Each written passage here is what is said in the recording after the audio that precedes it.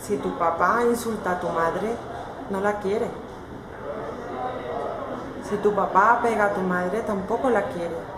Cuando dos personas se quieren, se apoyan, se dan la mano, viven en igualdad, comparten las decisiones.